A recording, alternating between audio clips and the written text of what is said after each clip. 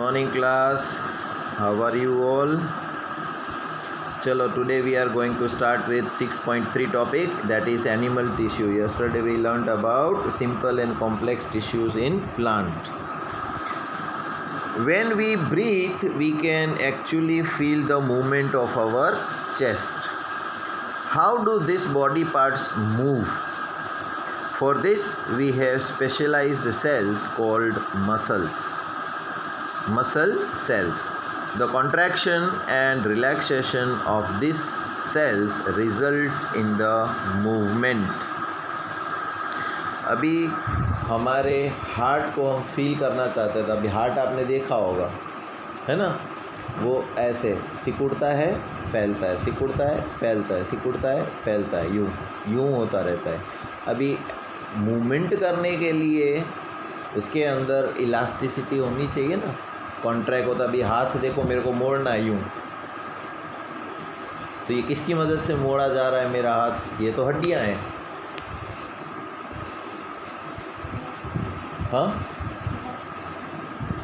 हाँ, ये हड्डियों और स्किन के नीचे दूसरे सेल्स होते हैं जिसको हम बोलते हैं मसल्स. मसल सेल्स होते हैं, वो कॉन्ट्रैक्ट हो सकते हैं, सिकुड़ सकते हैं, जिसकी वजह से हमारा हाथ ऐसे हो सकता है, फैल सकते हैं, लंबा हो सकता है, राइट. तो मसल सेल्स जो होते हैं ना, वो कॉन्ट्रैक्ट होते हैं, रिलैक्स होते हैं, कॉन्ट्रैक्ट होते हैं, रिलैक्स होते हैं. हड्डी कभी ऐसे खुल के बंद नहीं हो सकती. ये हड्डी का टुकड़ा ही है. जैसे मैं उंगलियां यूँ मोड़ रहा हूँ तो हड्डियाँ नहीं मुड़ रही है.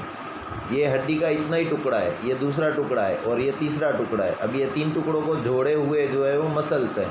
तो मसल्स जैसे ही मैं कॉन्ट्रैक्ट करूँगा तो ये उंगलियां मुड़ जाएगी, ठीक है. और फिर सीधी करनी है तो मसल सीधे होंगे, तो उसके साथ तो हड्डियाँ जुड़ी हुई तो वो भी सीधी हो जाएगी, राइट. तो हमारी बॉडी में चेस्ट है, हार्ट है, वो सब एक्सपांड नहीं हो सकते हैं बिकॉज ऑफ मसल्स.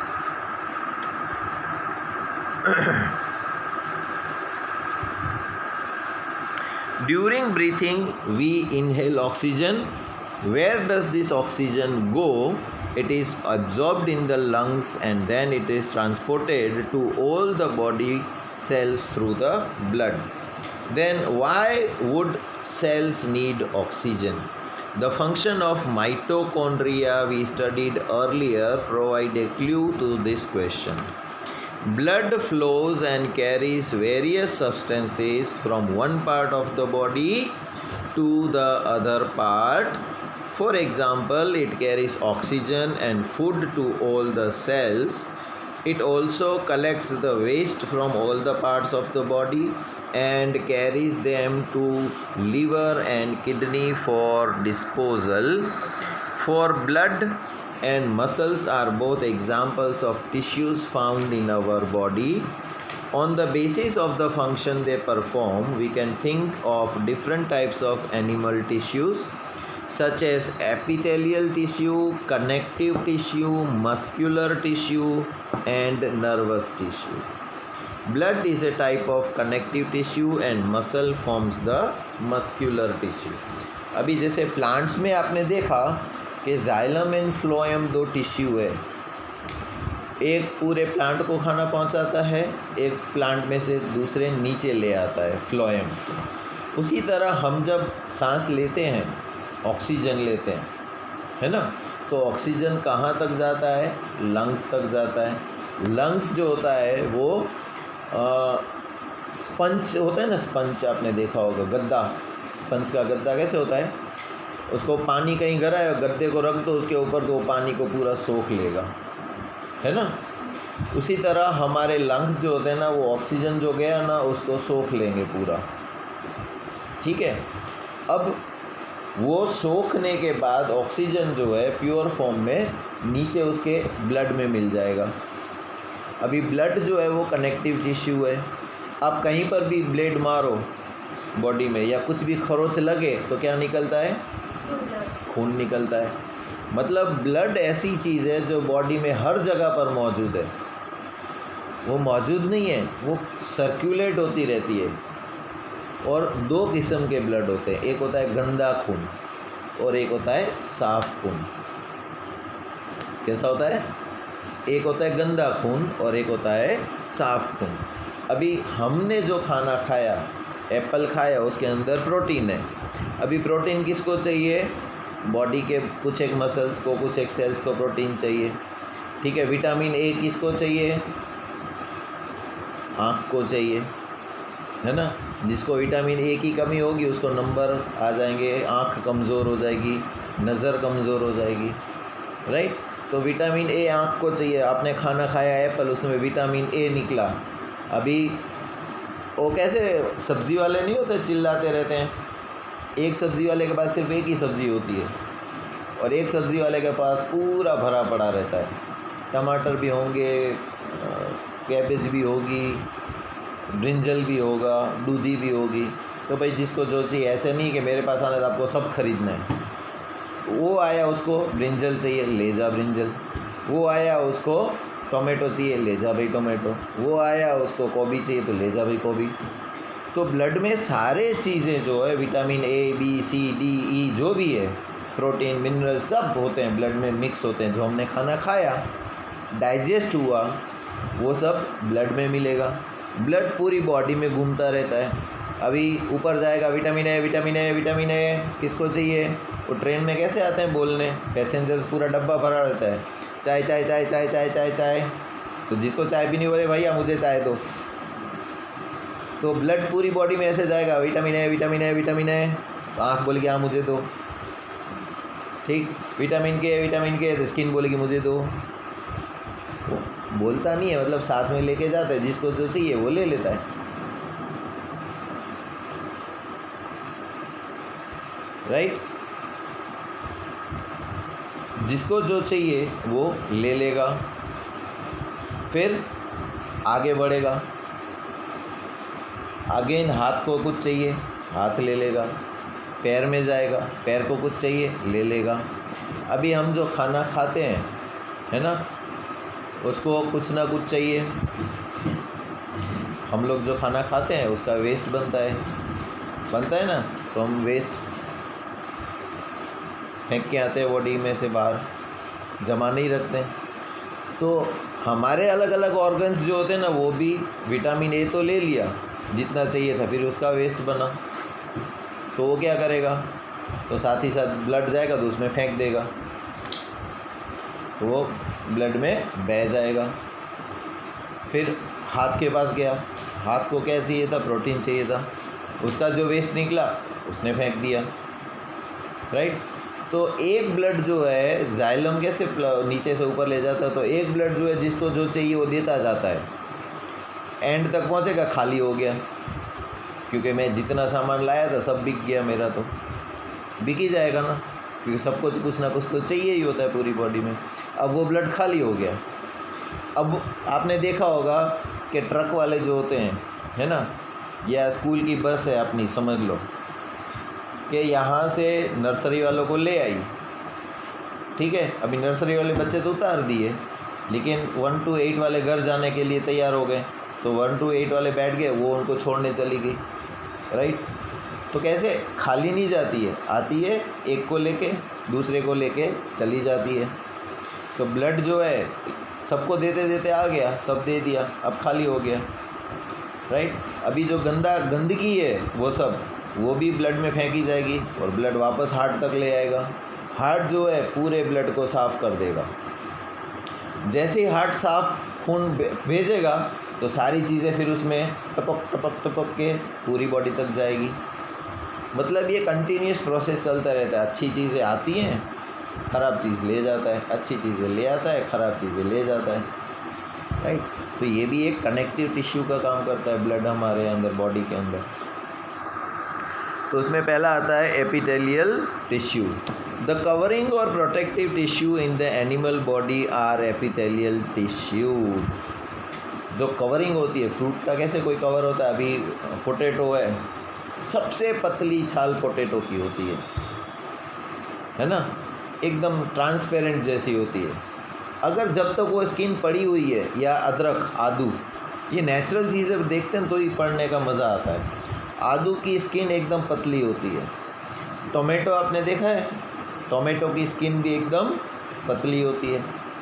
ग्रेप्स, आपने कभी ग्रेप्स छिल के खाई है? ग्रेप्स तो हम ऐसे ही खा जाते हैं, लेकिन जब उसकी छिल उतारोगे ग्रेप्स की तो भी एकदम पतली सी स्किन निकलेगी उसकी।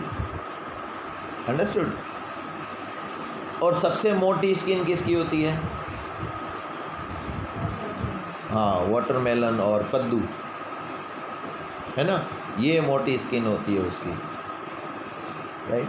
तो प्रोटेक्टिव, अगर वो पतली सी स्किन भी है ना, वो भी उसको संभाल के रखती है। पतली सी स्किन है वो भी उसको संभाले हुए रखती है। अगर थोड़ी सी स्किन हटा दोगे ना, वो चीज़ ख़राब होनी शुरू हो जाएगी, सड़नी शुरू हो जाएगी। तो वो स्किन नहीं है, वो एपिथेलियल टिश्यू है जो उसको बचाए रखता है। अगर थोड़ा सा भी छिल गया तो अंदर का जो पानी है ना, उसको हवा लगने लगेगी। एप्पल देखो, आप पूरा फ्रेश काटोगे तो एकदम वाइट कलर का होगा, सिर्फ उसको 5 मिनट या 10 मिनट छोड़ दो, पूरे का पूरा ब्राउन कलर जैसा हो जाएगा। तो जब तक उसके ऊपर स्किन है वो 2 दिन तक वाइट पड़ा रह सकता है। स्किन हटा दी, ख़राब होना शुरू हो जाएगा। तो वो प्रोटेक्टिव कवर है उसका। It also forms a barrier to keep the different body systems separate. The skin, the lining of the mouth, the lining of the blood vessels, lung alveoli and kidney tubulars are all made up of epithelial tissue. अभी gravy जो होती है, सब्ज़ी जो होती है, ये normal चीज़ों से ही एक्सप्लेनेशन में तुम्हें दे सकता हूँ कि अगर मम्मी ने सब्ज़ी बनाई है ब्रिंजल की, टोमेटो की और पोटैटो की, है ना, उसके टुकड़े करके रख दिए और मसाला वाला पानी में मिक्स हो गया। आप देख सकते हो कि हाँ, ये टोमेटो का टुकड़ा है, ये ब्रिंजल का टुकड़ा है, ये पोटैटो का टुकड़ा है, आप देख सकते हो, राइट। अगर वही मम्मी वही चीज़ों से पाव भाजी बनाती है ना, पाव भाजी में भी वही चीज़ें हैं, लेकिन आप बता सकते हो ये पोटैटो है, ये टोमेटो है? नहीं बता सकते, एकदम मिक्स हो गए, है ना। तो उसी तरह हमारी बॉडी के अंदर जो सेल्स होते हैं वो अलग अलग सेल्स कैसे दिख रहे थे हमको कि ये राउंड कलर के सेल है, ये ट्यूबुलर कलर के ट्यूब के स्ट्रक्चर के सेल हैं। तो वो अलग डिफरेंट दिखता है, तो वो कवरिंग होगी तो पता चलेगा ना हमें कि हाँ, ये पार्ट ये है, ये पार्ट ये है। तो एपिथेलियल टिश्यू जो है वो दूसरे ऑर्गन से अलग करने के, अभी देखो ये पेन आपको दिख रही है ना, टोटली कहलाएगी क्या? ये पेन, ये इसका स्विच है, ये इसका हैंगर है, ये इसकी बॉडी है और ये इसकी टिप है। तो ये टिप अलग दिख रही है हमें, अलग कलर की है, ये बॉडी दिख रही है अलग कलर की है, ये इसका पूरा अलग है हैंडल, ये स्विच वो भी अलग है ना। तो ये एपिथेलियल टिश्यू की वजह से हर एक पार्ट हमको अलग अलग दिखता है। They have only a small amount of cementing material between them and almost no intercellular spaces. Intercellular मतलब सेल्स के बीच में बिल्कुल भी स्पेस नहीं होती। And almost no intercellular space. Obviously, anything entering or leaving the body must cross at least one layer of the epithelial. अभी देखो, तुम लोग बारिश में नहाने जाओगे तो क्या बारिश का पानी तुम्हारी बॉडी के अंदर जाएगा? जाएगा, लेकिन इतना नहीं जाएगा। अगर 1 घंटे तक बारिश में भीगते रहो तो तुम्हारी स्किन कैसी हो जाएगी? ज़्यादा देर पानी में नहाने नहीं देते, क्यों? स्किन सॉफ्ट हो जाएगी ना, फूल जाएगी पानी से। तो पानी अंदर गया तभी तो फूल गई ना। अब जब आप गर्मी में खेल के आते हो तो क्या होता है? अंदर का पसीना बाहर आता है। तो अंदर कहाँ से आया पानी बाहर? स्किन में से, है ना। तो एटलीस्ट 1 एपिथेलियल लेयर को क्रॉस करना पड़ता है किसी भी चीज़ को बॉडी में अंदर जाना है तो या बॉडी से बाहर आना है तो। एपिथेलियल को क्रॉस किए बगैर आप नहीं जा सकते, ना तो अंदर जा सकते हो ना अंदर से बाहर आ सकते हो, ठीक है। तो वो कैसी है? सेमी ट्रांस वो परमिएबल है, उसमें से कुछ चीज़ों को अंदर अभी पसीना, अभी आपको पता है बॉडी में हर जगह खून तो फैलता ही रहता है, तो पसीने के साथ साथ खून क्यों बाहर नहीं आ जाता? रास्ता तो खुला ही है। जब पसीना आ सकता है तो खून बाहर क्यों नहीं आता?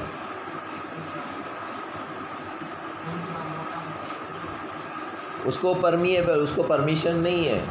जिसको परमिशन होगी वही बाहर जाएगा। अंडरस्टूड? जिसको आप परमिशन दे सकते हो, तो ये परमिशन हम नहीं देते हैं पसीने को, हाँ ठीक है चल जा, ब्लड नहीं तू बैठ। ये कुछ काम जो होते हैं ना वो हमारी बॉडी, आप सो जाते हो तो आपको सांस लेने को कौन बोलता है? आप तो सो गए हो। तो एक होता है वॉलेंट्री और एक होता है इनवॉलेंट्री। इनवॉलेंट्री मतलब उसमें तुम्हारे ऑर्डर्स देने की ज़रूरत नहीं पड़ती। 9th-10th के बच्चे हैं, समझदारी है, टीचर कोई क्लास में नहीं आया तो बैठ के पढ़ लेंगे, या जो काम इनकम्प्लीट होगा वो कंप्लीट करने बैठ जाएंगे। ये तो जूनियर फर्स्ट वाले होते हैं जो उधाम मछली मचाते रहते हैं, तो टीचर को जाना पड़ता है कि भाई चुपचाप बैठो, भले तुम्हारी टीचर नहीं आई है। तो किसी ना किसी को जाना पड़ेगा। 9th-10th में टीचर एब्सेंट है तो चलेगा, बच्चे बड़े हैं संभल जाएंगे, अपना काम करते रहेंगे।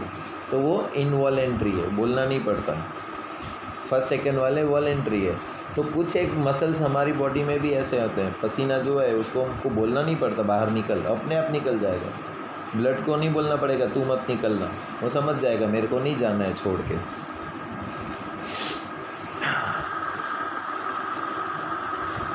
As a result, the permeability of the cells of the various epithelia play an important role in regulating the exchange of materials between the body and the external environment, and also between the different parts of the body. Regardless of the type, all the epithelial is usually separated from the underlying tissue by an extracellular fibrous basement membrane. Different epithelia shown differing structures that correlate with their unique function. For example, in cells lining blood vessels or lung alveoli, where transportation of substance occurs through a selectively permeable, selectively का मतलब क्या? किसको permission है, किसको permission नहीं है। There is a simple flat kind of epithelium. This is called a simple squamous epithelium. Squama means the scale. तो selective epithelium की ऊपर की जो लेयर होती है उसको हम बोलते हैं स्क्यूमोस। स्क्यूमोस मतलब स्केल जैसा। तो यहाँ पर नीचे डायग्राम में अलग अलग क्यूबॉइडल हैं, स्ट्रैटिफाइड मतलब लंबे हैं, क्यूबॉइड मतलब चौरस हैं, वो अलग अलग नाम है उसके। कॉल्यूमिनर तो कॉलम के जैसे हैं, लंबे, राइट। तो ये एपिथेलियम के अलग अलग शेप के ऊपर से उसका नाम है। Simple squamous epithelial cells are extremely thin and flat and form a delicate lining. ये तरह के सेल्स जो होते हैं ना वो एक्सट्रीमली डेलिकेट होते हैं, थोड़ा सा टच करोगे तो ख़राब हो सकते हैं। अभी देखो स्किन को कितना भी रगड़ो कुछ नहीं होगा, लेकिन आँख को रगड़ सकते हैं, क्योंकि आँख की ऊपर की स्किन जो होती है, आँख के अंदर जो ट्यूब जाती है वो कितनी पतली है, बाल से भी पतली है। अब सोचो भगवान ने बाल से भी पतली ट्यूब बनाई है। अब ये जो लाल कलर की आँख में लाइनिंग दिखती है हमको, कितनी पतली है।